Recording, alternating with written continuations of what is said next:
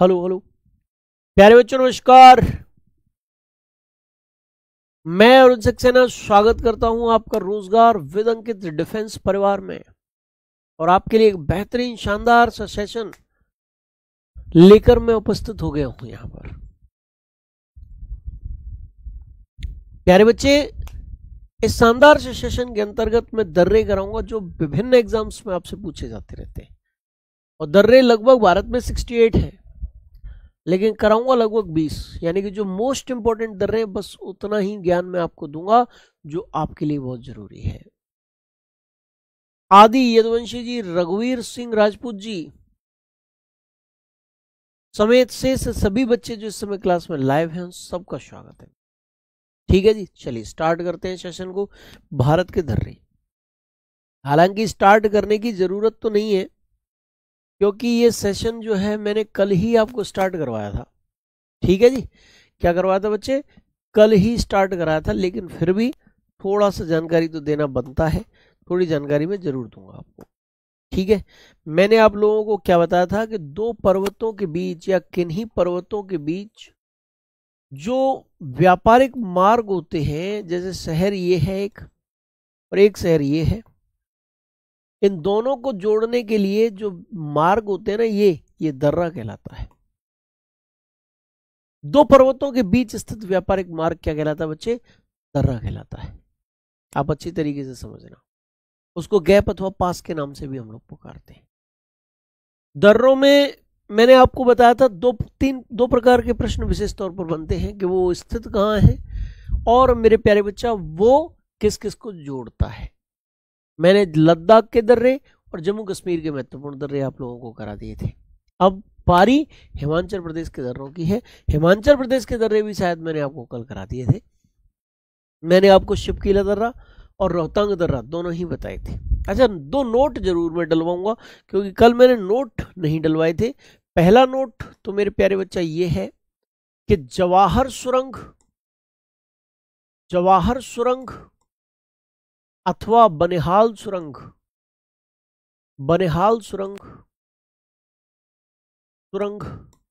बनिहाल दर्रे से होकर गुजरती है।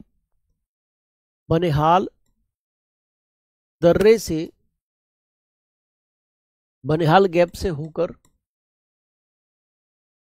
गुजरती है। गुजरने का मतलब पास करती है। ठीक है, गुजरती है, पहली बात। ठीक है जी, दूसरी बात क्या है? एक सेकंड का समय देंगे जरा, है ना।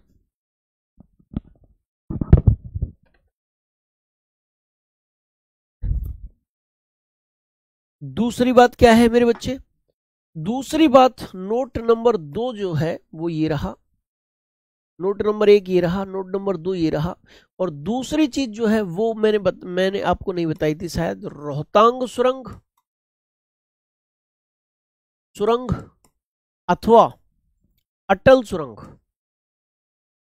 अटल सुरंग की लंबाई कितनी है? 9.02 किलोमीटर लगभग में। ठीक है जी, अटल सुरंग अथवा रोहतांग सुरंग रोहतांग दर्रे से होकर गुजरती है। रोहतांग दर्रे से होकर, रोहतांग गैप से होकर गुजरती है, यानी कि पास करती है। क्या होता है भाई? गुजरती है। किससे होकर गुजरती है? रोहतांग दर्रे से होकर गुजरती है।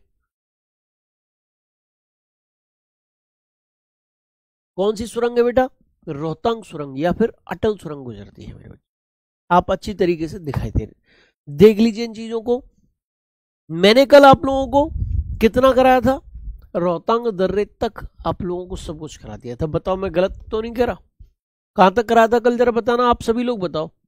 बेटा इंग्लिश में टर्मिनोलॉजी पूरी इस्तेमाल करूंगा, रविंद्र बारो जी, चिंता ना करें आप। कल कहां तक करा दिया था मैंने, जरा बताएं फटाफट से। बोलो बोलो, पीडीएफ से पढ़ाइए। पीडीएफ से नहीं, हाथ से ही पढ़ाऊंगा भाई। अभी आपके क्लास में आपके एग्जाम में टाइम है, और हाथ से पढ़ा के सिलेबस कंप्लीट करा दूंगा, मेरा वायदा है आपसे। जरा मुझे सभी लोग फटाफट से बताओ कल कहां तक करा दिया था। कल मैंने कहां तक करा दिया था ये बता दो फटाफट।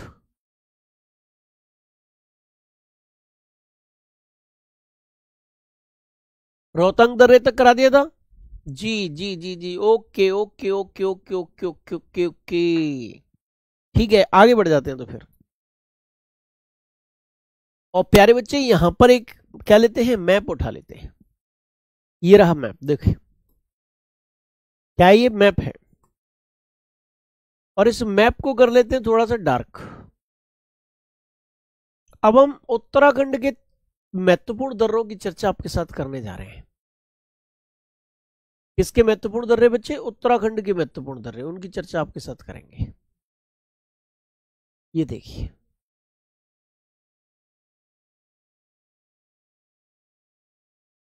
आप अच्छे से देखते चलिए इन चीजों को।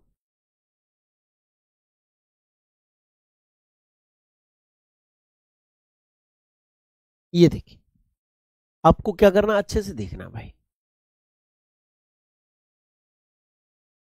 उत्तराखंड के दर्रों की अगर हम चर्चा करें बेटा तो यहां पर माना, नीति और लिपुलेख, 3 दर्रे में कराऊंगा।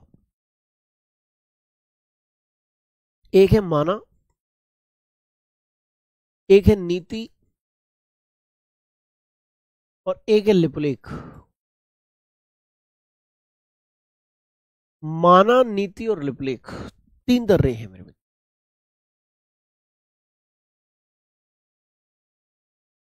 कितने दर्रे, 3। अच्छा तीनों मेरे प्यारे बच्चा कहां पर है, तीनों के तीनों मेरे प्यारे साथी आपके सीमावर्ती इलाके में है। यानी कि इनको ये याद करने की जरूरत नहीं है किस किस को जोड़ेंगे, जाहिर सी बात है 2 देशों को जोड़ेंगे, भारत और चीन को जोड़ेंगे। तिब्बत मानसरोवर यात्रा के लिए जो यात्री जाते हैं वो इन दर्रों का प्रयोग करके लिए तिब्बत मानसरोवर यात्रा के लिए जाते हैं।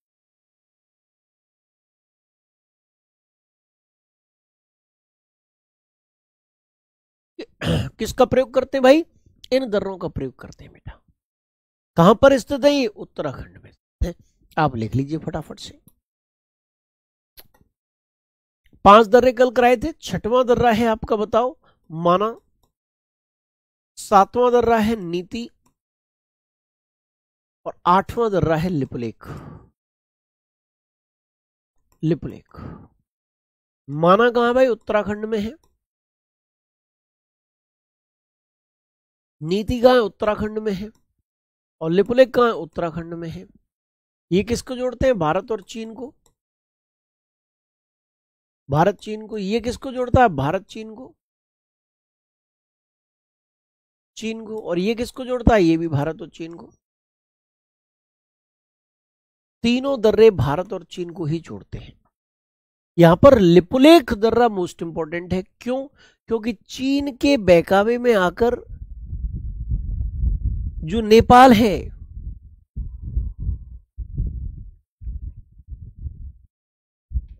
उसने क्या किया, नेपाल में नेपाल की जनता तो भारत की जनता से प्यार करती बहुत, लेकिन राजनीति में केपी शर्मा ओली जी की सरकार थी वहां।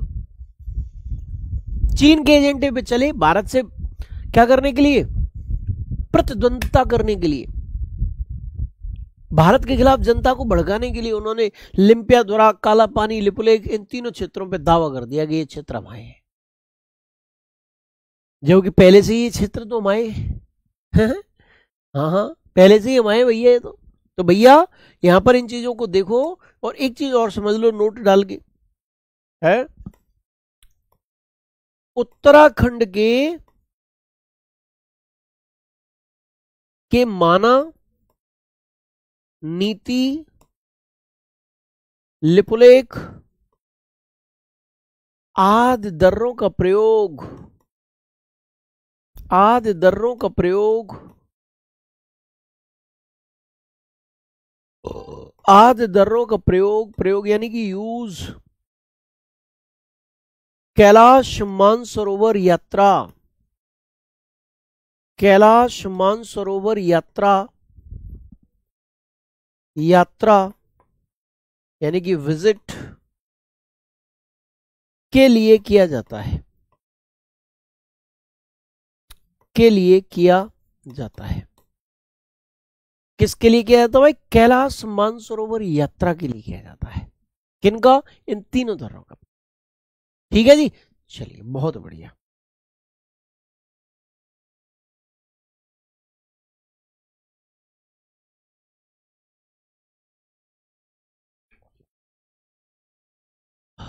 पीडीएफ से ही पढ़ाओ, पीडीएफ से पढ़ाओ मेरे बच्चे, हाथ से पढ़ो, हाथ से पढ़ो, बदमाशी दे रहे हो तुम।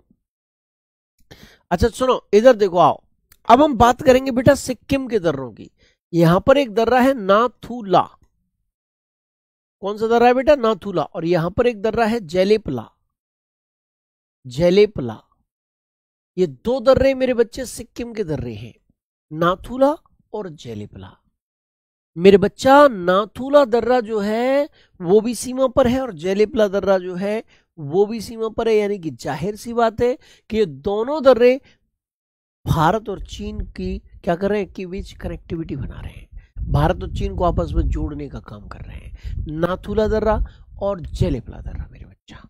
ठीक है जी। अच्छा इसके बाद सुनो, अगर हम बात करें मेरे बच्चे नाथुला दर्रे की, तो 1962 में भारत चीन युद्ध के बाद नाथुला दर्रे को बंद कर दिया गया था, लेकिन 2006 में व्यापार की दृष्टि से इस दर्रे को तुरंत ही क्या कर दिया गया? खोल दिया गया। कब खोला गया? 2006 में खोला गया था बेटा। तो नाथुला दर्रा मोस्ट इंपॉर्टेंट है, इससे क्वेश्चन भी आ सकते हैं। जरा हम चेक कर लिख लेते हैं। क्या लिख लेते हैं कि भैया ये नाथुला दर्रा कहाँ है और जेलेपला दर्रा कहाँ है। 9 कितने दर्रे हो चुके भाई? 8 हो चुके। 9वां दर्रा है नाथुला। नाथुला, और ये नाथुला दर्रा कहाँ पर है भाई? सिक्किम में है। और सिक्किम में स्थित ये जो नाथुला दर्रा है ये किस किस के बीच है भाई? भारत और चीन के बीच है, भारत और चीन के बीच है। ठीक है जी। 10वां दर्रा कहां पर है भाई? वो है जेलेपला। जेलेपला, जेलेपला दर्रा कहां पर है भाई? वो भी सिक्किम में है। और ये किस किस के बीच है? ये भी भारत और चीन के बीच है। बोलो किस किस के बीच है बेटा? ये भी भारत और चीन के ही बीच है।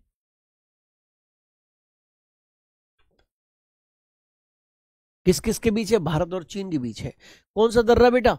जेलेपला। किस किस को जोड़ रहा है? भारत और चीन को जोड़ रहा है बेटा। मैंने एक नोट बताया था आपको। क्या नोट बताया था? कि 1962 ईस्वी में भारत चीन युद्ध के बाद, भारत चीन युद्ध के बाद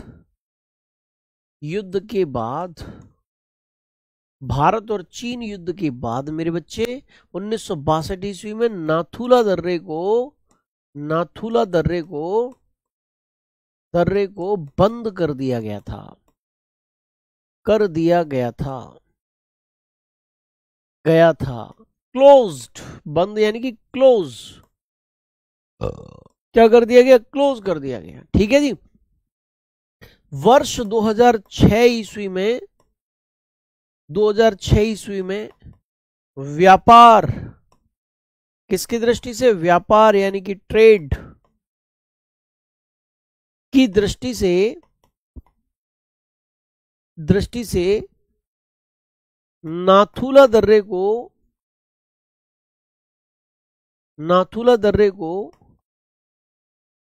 पुनः खोला गया। तो आपसे क्वेश्चन आएगा भाई कि कौन सा ऐसा दर्रा है जिसे कब, बोलो कौन सा ऐसा दर्रा है जिसे 1962 में भारत चीन युद्ध के बाद बंद कर दिया गया था? आंसर क्या लगाएंगे? नाथुला। अब क्वेश्चन कैसे आएगा कि भैया ये जो नाथुला दर्रा है, बोलो नाथुला दर्रा इसे कब खोला गया? तो 2006 में खोला गया। भारत और चीन के बीच व्यापार के दृष्टिकोण से बच्चों ये दर्रा बहुत महत्वपूर्ण है। क्या है? बहुत महत्वपूर्ण है। चलिए नेक्स्ट आगे बढ़ जाते हैं। आगे बढ़ते हुए हम लोग बात करेंगे अरुणाचल प्रदेश के दर्रों की। किसकी बात करेंगे? अरुणाचल प्रदेश के दर्रों की बात करेंगे। यहां पर आपका है बोमडिला, मेरे बच्चा। और बोमडिला के बाद यहां पर है आपका यांग याप। और यहां पर है मेरे बच्चे कौन सा, दिफू। यहां पर कौन सा, दिफू है। 3 प्रमुख दर्रे अरुणाचल प्रदेश में। बोमडिला दर्रा भारत चीन बॉर्डर के पास है, भारत और चीन को कनेक्ट करता है। यांग्याप दर्रा भी भारत चीन के पास है, भारत चीन को कनेक्ट करता है। जो अपनी ब्रह्मपुत्र नदी है ना, वो इस यांग्याप दर्रे से होकर भारत में प्रवेश करती है। किस दर्रे से होकर, यांग्याप दर्रे से होकर भारत में प्रवेश करती है। और ये जो दिफू दर्रा है, ये भारत, चीन और म्यांमार के ट्राई जंक्शन पर स्थित है। भारत, चीन और म्यांमार के किस पर स्थित है, ट्राई जंक्शन पर स्थित है मेरे बच्चा, ध्यान रखना। ठीक है जी। अच्छा, इनको भी लिख लेते हैं तो भैया फटाफट से लिख लेते हैं, बिना देर किए लिख लेते हैं। 11वां दर्रा जो है वो है भाई बोमडिला। कौन सा दर्रा, बोमडिला। और बोमडिला दर्रा कहाँ है भाई, अरुणाचल प्रदेश में है, अरुणाचल प्रदेश में है। ये किस किस को कनेक्ट कर रहा है, भारत और चीन को कनेक्ट कर रहा है भाई, भारत और चीन को कनेक्ट कर रहा है। 12वां दर्रा कौन सा है बच्चे, 12वां दर्रा है आपका, बोलो फटाफट से, यांग्याप दर्रा। यांग्याप दर्रा कहां पर है, अरुणाचल प्रदेश में है। किस किस को कनेक्ट करता है, भारत और चीन को कनेक्ट कर रहा है। 13वां दर्रा कौन सा है, दिफू दर्रा। बोलो कौन सा है, दिफू दर्रा। कहां पर है, अरुणाचल प्रदेश में। भारत, चीन और म्यांमार, भारत, चीन और म्यांमार के ट्राई जंक्शन पर ये स्थित है। कहां पर स्थित है, भारत, चीन और म्यांमार के ट्राई जंक्शन पर ये स्थित है। एक नोट डालो कि ब्रह्मपुत्र नदी भारत में किस दर्रे से होकर प्रवेश करती है, यांग्याप दर्रे से, यांग्याप दर्रे से होकर, यांग्याप दर्रे से होकर प्रवेश करती है, प्रवेश करती है। ठीक है, ब्रह्मपुत्र नदी भारत में यांग्याप दर्रे से होकर एंट्री करती है। मोस्ट इंपॉर्टेंट चीज है मेरे भैया। ठीक है जी। चलिए, आप लोगों ने मेरे साथ साथ लिख लिया होगा, मुझे पूर्ण विश्वास है। बताओ भाई फटाफट से,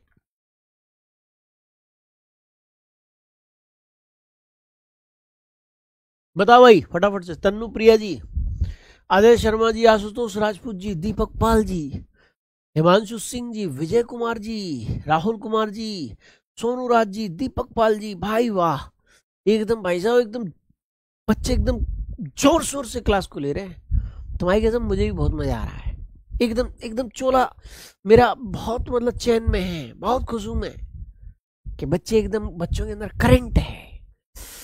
और भाई साहब, हाँ, एक क्वेश्चन फिर आ गया, बिहार पुलिस में हो जाएगा। तुम्हारी कसम बिहार पुलिस पढ़ लो, SSCGD पढ़ लो, NDA पढ़ लो, सब में काम आएगा, ये सब में एकदम से काम आएगा भाई साहब, छूटेगा नहीं बिल्कुल भी।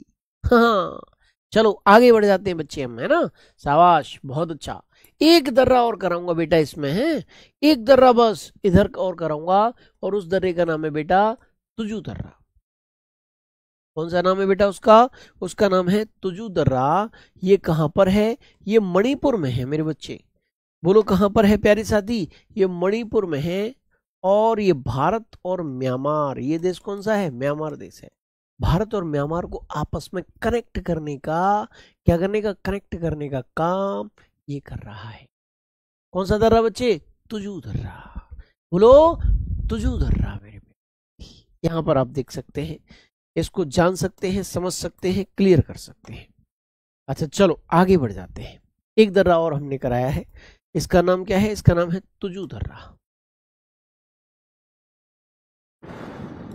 तुजू दर्रा ये कहां पर है भाई, मणिपुर में। बोलो भाई कहां पर है, मणिपुर में है। और किस किस को जोड़ रहा है, भारत और म्यांमार को जोड़ रहा है बच्चे। अब हम जरा दक्षिण भारत की तरफ आएंगे भाई। कहाँ आएंगे, दक्षिण भारत में आ जाएंगे। प्रायद्वीपीय भारत, दक्षिण भारत, यहाँ भी बहुत सारे दर्रे हैं मेरे बच्चा। यहाँ भी बहुत सारे दर्रे हैं। महाराष्ट्र में आ जाओ तुम, कहाँ आ जाओ, महाराष्ट्र में आ जाओ मेरे बच्चे। महाराष्ट्र में हम यहाँ पर देखेंगे तो एक दर्रा मिलेगा, थालघाट दर्रा। एक दर्रा यहाँ मिलेगा, भोरघाट दर्रा। एक दर्रा यहाँ थालघाट दर्रा, एक दर्रा यहाँ भोरघाट दर्रा। मेरे बच्चा कौन सा, भोरघाट, और यहाँ कौन सा है, थालघाट है। अच्छा, एक केरल, केरल देखा आपने, केरल, केरल, ये केरल है। और केरल में मेरे प्यारे साथी यहां पर कुछ दर्रे हैं, यहां पर क्या है, कुछ दर्रे हैं।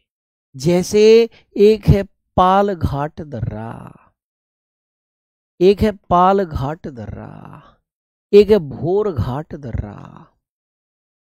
कौन सा, भोरघाट दर्रा। एक पालघाट है, एक भोरघाट है।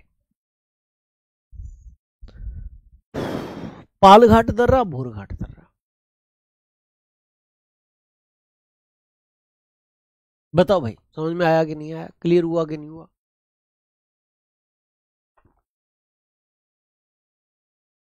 एक क्या है, पालघाट दर्रा, और एक वो भोरघाट नहीं, सेनकोट्टा है।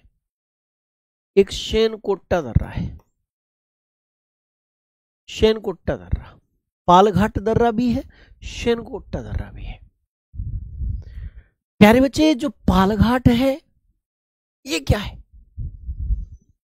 केरल में स्थित है। और किस किस को जोड़ रहा है, केरल और तमिलनाडु। सेनकोट्टा दर्रा है केरल में, किस किस को जोड़ रहा है, केरल और तमिलनाडु। ये तमिलनाडु है। कौन सा, इधर, इधर वाला, ये तमिलनाडु है, ये तमिलनाडु राज्य है, तमिलनाडु। और इधर क्या है, इधर केरल है, इधर केरल है, केरल।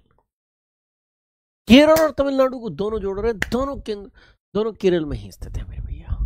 ठीक है जी, चलिए लिख लेते हैं। अच्छा, थालघाट दर्रा किस किस को जोड़ता है भाई, इसकी ट्रिक है थामुना, थामुना। यानी कि थालघाट दर्रा मुंबई और नासिक को आपस में जोड़ने का काम करता है। एक है भोरघाट दर्रा, ये क्या है, या इसकी ट्रिक क्या है, भोमुपू, भोमुपू। भोरघाट दर्रा मुंबई को पूना से कनेक्ट करता है, भोरघाट दर्रा मुंबई को पूना से कनेक्ट करता है। ठीक है जी, बोमुपू, थामुना, बोमुपू, ये ट्रिक है। अच्छा चलो आगे बढ़ जाते हैं, लिख लेते हैं जरा, हैं। तुजू दर्रे के बाद भाई कौन सा दर्रा आएगा, ये कौन से नंबर का दर्रा है, 14वें नंबर का दर्रा था। 15वें नंबर का दर्रा कौन सा है, थालघाट, थालघाट। कहां पर है भैया, महाराष्ट्र में है। इसको किस किस को जोड़ रहा है, मुंबई और, मुंबई, मुंबई कहां है, महाराष्ट्र में बच्चे। मुंबई और नासिक को जोड़ता है ये। ठीक है जी, मुंबई और नासिक को जोड़ता है। नासिक कहां है भाई, नासिक भी महाराष्ट्र में, महाराष्ट्र में ही। थालघाट दर्रा, 16वां दर्रा कौन सा है, भोरघाट दर्रा है। ये भोरघाट दर्रा कहां है, महाराष्ट्र में है बच्चे। कहां पर है, महाराष्ट्र में है मेरे प्यारे साथी। और ये जो भोरघाट दर्रा है जो कि महाराष्ट्र में स्थित है, ये भोरघाट दर्रा मेरे प्यारे साथी महाराष्ट्र में स्थित है। और सुनो, ये भोरघाट दर्रा किस किस को जोड़ता है, मुंबई को पूना से जोड़ता है। मुंबई, मुंबई किसका हिस्सा है, महाराष्ट्र का। और किससे कनेक्ट करता है, पूना से कनेक्ट करता है। पूना कहाँ है, वो भी महाराष्ट्र में, वो भी महाराष्ट्र में। ठीक है जी, चलिए नेक्स्ट 17वां जो है, थालघाट हो गया, भोरघाट हो गया है, और फिर पालघाट आया। ये कहां पर है बच्चे, केरल में है, केरल में है। और किस किस को जोड़ रहा है, केरल और तमिलनाडु को जोड़ रहा है, केरल और तमिलनाडु के बीच कनेक्टिविटी बनाता है। और एक है शेनकोट्टा दर्रा, और शेनकोट्टा दर्रा किस किस को जोड़ रहा है भाई, शेनकोट्टा, ये दर्रा शेनकोट्टा किस किस को जोड़ता है, ये भी केरल में है, और केरल और तमिलनाडु को ही आपस में जोड़ता है। बोलो समझ में आ गया कि नहीं आ गया। चलिए अब हम सुनो एक चीज, ये लिख भी लिया होगा तुमने, यहां पर तो तुम माहिर हो गए हो लिखने में तो है। अच्छा, नोट डाल लो, नोट। नीलगिरी और अन्नामलाई पहाड़ियों के बीच, नीलगिरी व अन्नामलाई पहाड़ियों के बीच पहाड़ियों को जोड़ने का काम, जोड़ना यानी ज्वाइंट करना, ठीक है, जोड़ने का काम। बोलो, नीलगिरी व अन्नामलाई पहाड़ियों को जोड़ने का काम कौन करता है? बोलो फटाफट से। इन पहाड़ियों को जोड़ने का काम मेरे प्यारे साथी आपका, बोलो फटाफट से, कौन करता है? आपका मेरे प्यारे बच्चे कर रहा है, बताओ। पालघाट दर्रा करता है। क्या करता है मेरे बच्चा? ठीक है जी, चलिए बहुत बढ़िया। अब एक चीज और, लास्ट चीज नोट डालेंगे कि भारत में लगभग 68 दर्रे हैं। भारत में कुल दर्रे कितने? 68। और मैंने कितने कराए? 18। अमित यादव जी पूछ रहे, क्या पूछ रहे हैं पता है? अमित यादव जी क्या पूछ रहे हैं? अमित यादव जी पूछ रहे हैं कि सर इंपॉर्टेंट कराना। अब तुम्हें पता चल रही होगी टोटल कितने, लगभग 68, और मैंने कितने कराए? 18। तो जब बताओ 68 में से 18 करा रहा हूं तो इंपॉर्टेंट होंगे कि नहीं होंगे? बोलो, होंगे कि नहीं होंगे? अभिषेक जी, सर आपकी योद्धा बैच की पुरानी क्लास के नोट्स बनाए थे, क्या दोबारा बनाऊं? नहीं, जो एक्स्ट्रा पॉइंट है उन्हीं में से जोड़ लो। अब जैसे ये वाला पॉइंट मैंने पिछली बार नहीं लिखाया था, ये नया पॉइंट हुआ बताया आपको। जैसे मैंने ये जो सुरंग वाले पॉइंट्स हैं वो पिछली बार नहीं कराए थे, ये वाले पॉइंट्स पिछली बार नहीं कराए थे, आप इनको नोट कर लो। पुराने नोट्स में ही जो एक्स्ट्रा पॉइंट्स हैं वो नोट कर लो, क्योंकि हर बैच में कुछ ना कुछ तो नया मिलना ही चाहिए, जाहिर सी बात है। तो इस बैच में भी मैंने 2-4 पॉइंट नए बताए आपको। अच्छा, पुराने वाले जो कराए थे उनमें से 6 इंपॉर्टेंट हटा दिए मैंने, केवल 18 कराए, पिछली बार 24 कराए थे मैंने। बोलो समझ में आया कि नहीं आया? तो कहने का मतलब तुम्हारे लिए पूरी तरीके से दृढ़ संकल्पित होकर मैं लगा हुआ हूं। और ये क्लास हो गई, ये क्लास खत्म नहीं हुई, ये टॉपिक कंप्लीट हो गया है। टॉपिक कंप्लीटेड, क्लास कंप्लीट नहीं हुई, टॉपिक कंप्लीटेड। बोलो समझ में आया कि नहीं आया? बोलो क्लियर हुआ कि नहीं हुआ? टॉपिक कंप्लीटेड, एकदम से कंप्लीटेड मेरे बच्चे, एकदम से कंप्लीटेड। समझ में आया? चलिए बहुत अच्छा बच्चे, बहुत अच्छा। अच्छा, अब हम एक नेक्स्ट टॉपिक स्टार्ट करेंगे और वो है भारत की नदियां। भारत की नदियां, reverse of India, reverse of India. इस टॉपिक की शुरुआत हम लोग करेंगे। पूरा हाथ से ही लिख के बताऊंगा भाई, पूरा हाथ से। कुछ टॉपिक ऐसे हैं जो जिनमें टेबल्स टाइप की हैं, उनको कराऊंगा तो मैं पीडीएफ से, और बाद बाकी जो समझाने के टॉपिक है सारे कराऊंगा तो मैं मेरे बच्चे। फटाफट से बताओ किससे कराऊंगा? सारे के सारे टॉपिक कराऊंगा हाथ से, ठीक है।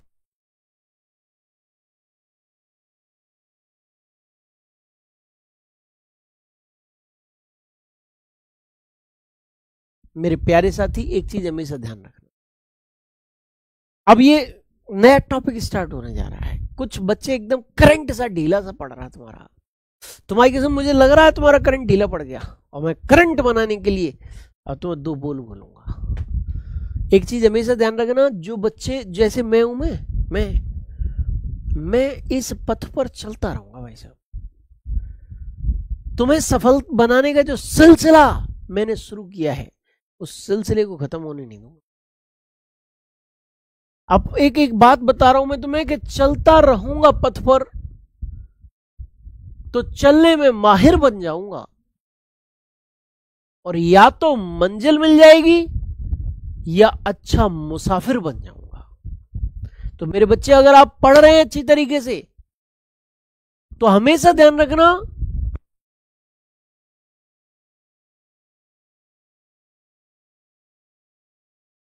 ठीक है जी। तो मेरे प्यारे बच्चे,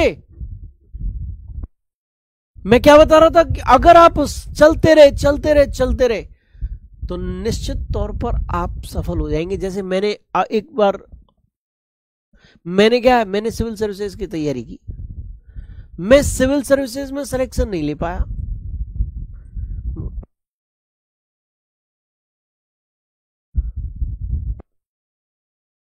मैं चलता रहा, सिविल सर्विसेज में मैं सिलेक्शन नहीं ले पाया मेरे प्यारे बच्चा, लेकिन मैंने यूजीसी नेट क्वालिफाई किया और आज असिस्टेंट प्रोफेसर के एग्जाम की तैयारी में मैं लगा हुआ हूं।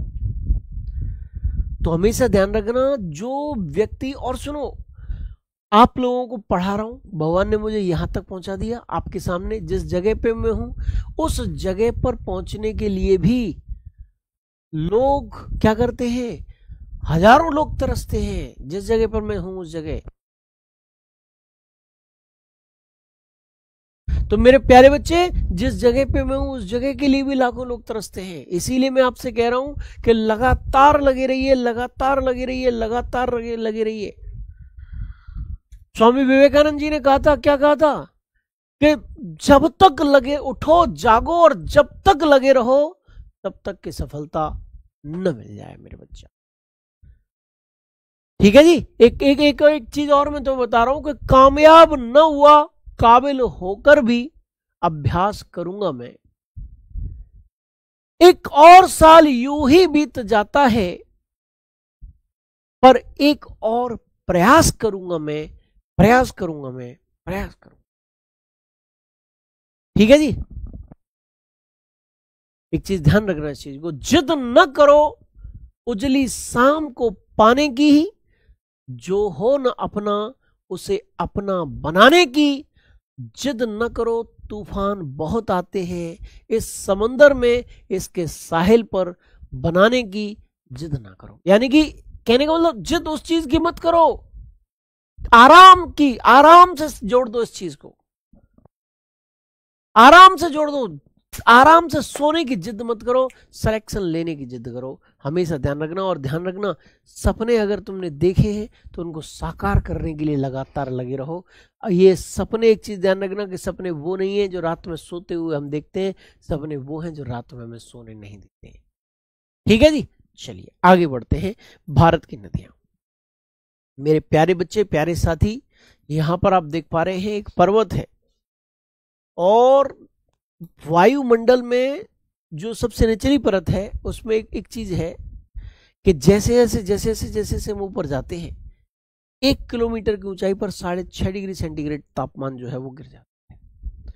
6.5 डिग्री सेंटीग्रेड टेम्परेचर गिर जाता है 1 किलोमीटर की ऊंचाई पर जाने पर मेरे बच्चे। तो इस हिसाब से अगर हम जा रहे हैं 5 किलोमीटर ऊपर, तो लगभग 32.5 डिग्री सेंटीग्रेड टेम्परेचर गिरना चाहिए। इस हिसाब से तो कितना गिरना चाहिए, 32.5 डिग्री सेंटीग्रेड टेम्परेचर गिरना चाहिए इस हिसाब से। ठीक है। तो फिर क्या होगा, पर्वत तो काफी ऊंचे होते हैं, 5-5 किलोमीटर, 6-6 किलोमीटर मेरे बच्चा। इसी कारण क्या होता है कि पर्वतों की चोटियां जो होती हैं वो बर्फाच्छादित होती हैं, बर्फ से ढकी रहती हैं, और जब ये बर्फ पिघलती है मेरे बच्चा, तो नदियों का निर्माण होता है, रिवर्स का नदियों का निर्माण हो रहा है। नदी अपने साथ, चूंकि नदी का जल गिरता है ना तेजी से, तो अपने साथ मेरे बच्चे वो क्या लेकर आती है, वो पर्वत के टुकड़े लेकर आती है। इन टुकड़ों को जैसे ही वो मैदानी इलाके में प्रवेश करेगी, वो इन टुकड़ों को यहां जमा कर देगी। मैदानी इलाके में प्रवेश करते ही यहां जमा कर देगी। क्या करेगी, मैदानी इलाके में प्रवेश करते ही वो यहां जमा कर देगी। बोलो भैया, फटाफट से समझ में आया कि नहीं आया? समझ में आया कि नहीं? ये क्या है, ये समुद्र है, ये सी है, समुद्र, सी। अच्छा, नदी जैसे जैसे आगे बढ़ेगी, जैसे आगे बढ़ रही, उसकी स्पीड, उसका वेग कम होता चला जा रहा है। क्या होता चला जा रहा है? कम होता चला जा रहा है। उसकी स्पीड कम होती चली जा रही। क्या होती चली जा रही है? उसकी स्पीड कम होती चली जा रही है। अच्छा, ये अपने साथ बड़े बड़े टुकड़ों को यहाँ जमा कर देगी, छोटे छोटे कंकड़ पत्थर टाइप के लेकर आएगी, और वो भी आगे बढ़ते बढ़ते कैसे हो जाएंगे, महीन होते चले जाएंगे, क्योंकि वो आपस में टकरा रही हैं। बोलो, क्या आपस में टकरा रही है मेरे बच्चे, और टकरा के महीन होते जा रहे हैं। और इधर नदी की स्पीड भी कम होती जा रही है। जैसे जैसे नदी आगे बढ़ रही है, स्पीड बहुत कम हो गई। अब ये अपने अवसादों को, सेडिमेंट्स को आगे ले जाने में सक्षम नहीं है। ठीक है, आगे ले जाने में सक्षम नहीं है मेरे बच्चा, उनको इसने यही जमा कर दिया, उनको यही जमा कर दिया, जमा कर दिया। अब इन अवसादों के, इन सेडिमेंट्स के डिपोजिशन के कारण मेरे बच्चे क्या हो गए, एक स्थलाकृति बन गई, एक लैंड फॉर्म बन गई। और ये स्थलाकृति क्या कहलाती है, ये स्थलाकृति डेल्टा कहलाती है। ये स्थलाकृति क्या कहलाती है बच्चे, डेल्टा कहलाती है स्थलाकृति। बोलो समझ में आया कि नहीं आया? अच्छा, अब इधर देखो, इधर भी एक पर्वत है, और ये जो पर्वत है बच्चा, ये जो पर्वत है, ये पर्वत मेरे प्यारे साथी, यहां पर आप देख लेना, ये पर्वत जो है, इस पर जमी बर्फ जब पिघलती है तो कई सारी नदियां ऐसी भी होती हैं जो अपने अवसादों को लेकर सीधे समुद्र में मिल जाती हैं। ठीक है, अपन बड़े बड़े अवसाद तो यहां जमा कर दिए इसने, और बाद बाकी छोटे छोटे जो अवसाद हैं, सेडिमेंट्स हैं, उनको लेकर ये सीधे समुद्र में मिल गई। ऐसी स्थिति में जो समुद्र और नदी का मिलन बिंदु होता है, जो मिलन बिंदु है समुद्र और नदी का, वो मेरे बच्चा क्या कहलाता है, वो कहलाता है ज्वार नदमुख, ज्वार नदमुख। ठीक है, एस्चुअरी, ठीक है जी, वो एस्चुअरी कहलाएगा, ज्वार नदमुख कहलाएगा मेरे बच्चे। आप अच्छी तरीके से ध्यान रखो। एक शब्द और आता है, अच्छा क्वेश्चन आएगा कि कौन सी नदियां डेल्टा नहीं बनाती, ज्वार नदमुख बनाती हैं? तो नर्मदा और ताप्ती नदियां जो है वो ज्वार नदमुख का निर्माण करती हैं, वो डेल्टा नहीं बनाती। ज्यादातर नदियां क्या बनाती है, ज्यादातर नदियां डेल्टा बनाती हैं। ये नदियां जो मैंने नर्मदा और ताप्ती बताई, वो ज्वार नदमुख का। अच्छा, एक कॉन्सेप्ट और है, जब सहायक नदी क्या होती है, सहायक नदी भी समझो। एक पर्वत यहां है, और इस पर्वत पर क्या जमी हुई है, बर्फ जमी हुई है। बोलो क्या जमी हुई है, बर्फ जमी हुई है इस पर्वत पर मेरे बच्चे, फटाफट से बता दो क्या जमी हुई है, बर्फ जमी हुई है मेरे बच्चा यहाँ। और ये बर्फ जब पिघलेगी मेरे प्यारे बच्चे, क्या होगी, ये बर्फ जब पिघलेगी तो नदी का निर्माण होगा, और ये नदी सीधे इस मुख्य नदी में जाकर मिल जा रही है। तो ऐसी स्थिति में ये नदी क्या कहलाएगी, ये नदी सहायक नदी कहलाएगी। बोलो बच्चा क्या कहलाएगी, सहायक नदी, ट्रिब्यूटरी कहलाएगी। क्या कहलाएगी, ट्रिब्यूटरी कहलाएगी मेरे बच्चे। ठीक है जी। अच्छा, एक चीज और ध्यान रखना, मुख्य नदी प्लस सहायक नदी, यानी कि जब मुख्य नदी और सहायक नदियां मिलती हैं, सहायक नदियां मिलती हैं, ट्रिब्यूटरीज जब मिलती हैं तो नदी तंत्र बनता है। क्या बनता है, नदी तंत्र बनता है, रिवर सिस्टम बनता है। बोलो क्या बनता है बच्चे, रिवर सिस्टम, नदी तंत्र बनता है। जब मुख्य नदी और सहायक नदियां आपस में क्या हो जाती हैं, मिल जाती हैं, तब नदी तंत्र बनता है मेरे। तो डेल्टा क्या होता है, ज्वार नदमुख क्या होता है, नदी तंत्र क्या होता है, सहायक नदी क्या होती है, ये सारी की सारी चीजें जान ली तुमने। ये बेसिक है बेटा, इसको जानना बहुत जरूरी है। जिसने नहीं जाना वो दोबारा से जान लो बच्चे, अच्छी तरीके से जान लो, बहुत जरूरी चीज है। अच्छा, भारत की नदियों की अगर हम चर्चा करें बेटा, ये तो बेसिक था। अब हम बात कर रहे हैं भारत की नदियों की। तो रिवर्स ऑफ इंडिया, भारत की नदियां, ये इनके बारे में मैं कुछ चीज आपको बता रहा हूं। रिवर्स ऑफ इंडिया, भारत की नदियां। ठीक है जी। तो भारत की नदियों के बारे में अगर हम चर्चा करें तो ये भारत की नदियां दो प्रकार की होती है। एक है हिमालय की नदियां, एक है हिमालय की नदियां, reverse of Himalaya, reverse of Himalaya, Himalaya की नदियां। और दूसरी है प्रायद्वीपीय भारत की नदियां, प्रायद्वीपीय भारत की नदियां, भारत की नदियां। Reverse of peninsular India, reverse of peninsular India. ठीक है जी। इन दोनों में अंतर क्या भाई, ये अंतर जानना भी बहुत जरूरी है। हमेशा ध्यान रखो, हमेशा ध्यान रखो मेरे बच्चे। एक चीज ध्यान रखना कि जो हिमालय की नदियां हैं वो सदाबहार हैं, पेरेनियल है। कैसी है बेटा? हिमालय की नदियां सदाबहार हैं। सदाबहार, सदाबहार का मतलब क्या होता है? सदाबहार यानी कि पेरेनियल का मतलब क्या होता है भाई? पेरेनियल का मतलब होता है कि पानी की एक निश्चित मात्रा नदी में सदैव बनी रहती है। ये सदाबहार का मतलब है। पानी की एक निश्चित क्वांटिटी, एक निश्चित मात्रा नदी में सदैव बनी रहती है, ये है सदाबहार का मतलब। और ये नदियां कैसी है बेटा? ये मौसमी है, ये सीजनल है। कैसी है? सीजनल है बच्चे। ये नदियां कैसी है? मौसमी नदियां हैं। यानी कि जैसे ही बाढ़ आई, बारिश का मौसम हुआ, बारिश आई, एकदम उफन गई। ओ भैया, बाढ़ ला दी, विनाश कर दिया इधर उधर, लोगों को भागने के लिए मजबूर कर दिया, इधर उधर जाने के लिए मजबूर कर दिया मेरे बच्चे। और जैसे ही बारिश का मौसम समाप्त हुआ, गर्मी की ऋतु आई, सूख गई सूख गई सूख गई। यानी कि पानी का एक निश्चित लेवल बनाकर नहीं रख पाए। उन नदियों को क्या कहते हैं बेटा? मौसमी नदी कहते हैं। मेरे प्यारे साथी, क्या कहेंगे? मौसमी, सीजनल रिवर्स कहेंगे। बोलो, समझ में आया कि नहीं आया? क्लियर हुआ कि नहीं? अच्छे से हो? अच्छा सुनो, ये मेरे बच्चे मार्ग परिवर्तित करती हैं, युवावस्था को प्रदर्शित करती हैं। युवावस्था में है ये, हैं? यंग एज में है, यंग है। इन यंग एज हम ऐसे कहेंगे, यंग एज। और ये कैसी है? ये मेरे बच्चे ये प्रौढ़ावस्था को प्रदर्शित करते, मैच्योर स्टेज को,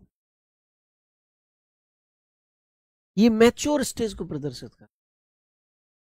ये मेरे बच्चा मार्ग परिवर्तित करती हैं। मार्ग यानी कि पाथ, यानी कि वे, परिवर्तित करती हैं, करती हैं। हैं? सामान्यतः लगा लेना, जरूरी नहीं कोई हर नदी करे, लेकिन जनरली सामान्यतः ये मार्ग परिवर्तित करती है। जैसे तुम हो, तुम्हारे सामने आज वैकेंसी आ गई, किसकी? किसकी बोलो? आर्मी जीडी की। तुम्हारे अंदर करंट तोड़ गया, भाई साहब इसे मैं इस एग्जाम को फोड़ के रहूंगा, छोड़ूंगा नहीं, मैं सिलेक्शन ले लूंगा। कल नेवी की जगह आ गई, बोले अब बस हटो, कुछ नहीं, हट जाओ, अब बस नेवी का एग्जाम फोड़ना है मुझे, मैं कुछ नहीं करूंगा।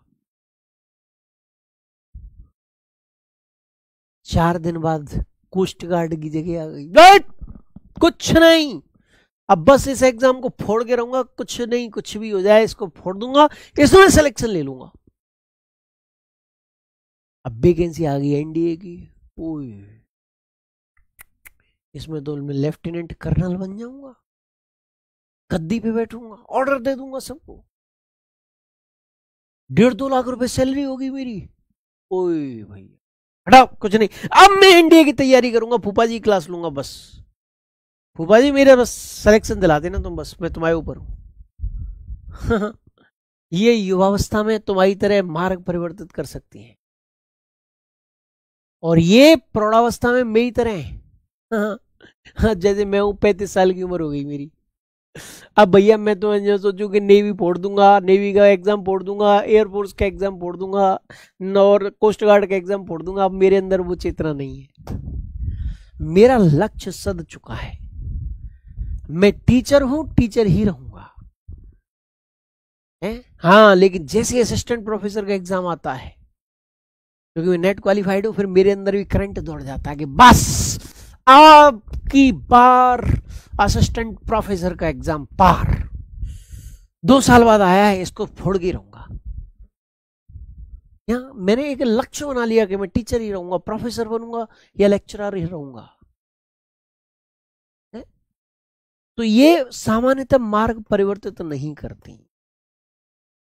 सामान्यतः मार्ग, जनरली वे जो है, परिवर्तित नहीं करती। ये मेरी तरह है,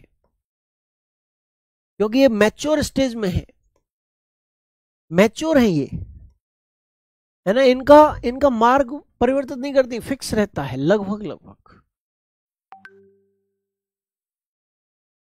बोलो क्लियर है? इनमें कौन कौन सी नदियां आ रही हैं? एग्जाम्पल क्या क्या है? गंगा है, सिंधु है, ब्रह्मपुत्र है, आदि नदियां आ रही हैं। इनके एग्जाम्पल क्या क्या हैं? इनकी गोदावरी है, कृष्णा है, कावेरी है, आदि, ये सब इनके एग्जाम्पल है। तो मेरे बेटा कितने प्रकार की हैं? 2 प्रकार की हैं भारत की। क्या आज ही सब कुछ सिखा दूं? हाँ हाँ, आज नहीं, अब इसके बाद कल कराएंगे। हैं? इसके बाद कब कराएंगे बेटा? कल कराएंगे। दी एंड। बोलो समझ में आया कि नहीं आया?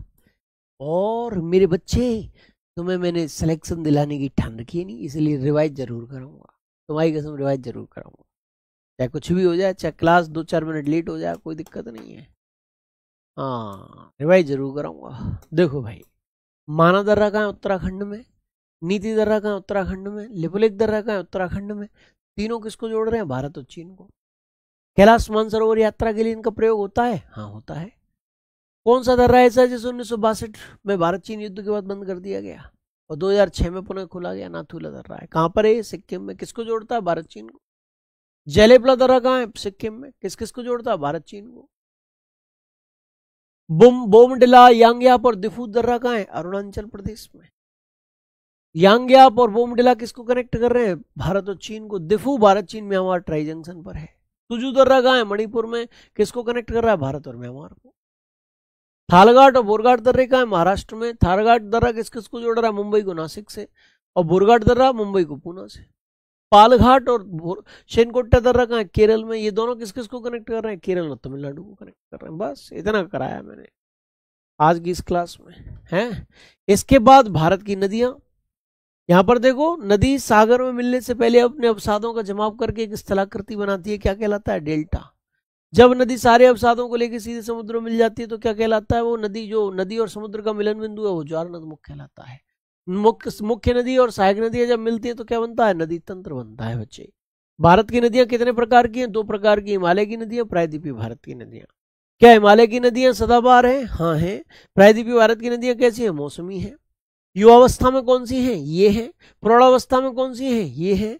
युवावस्था में इसलिए इनके अंदर क्या है? एकदम करंट है, सामान्यतः मार्ग परिवर्तित करती हैं, और ये सामान्यतः मार्ग परिवर्तित नहीं करती। इनके उदाहरण कौन से? गंगा, सिंधु, ब्रह्मपुत्र। और इनका उदाहरण गोदावरी, कृष्णा, कावेरी आदि। बस हो गया काम। तुम्हारी कसम भैया।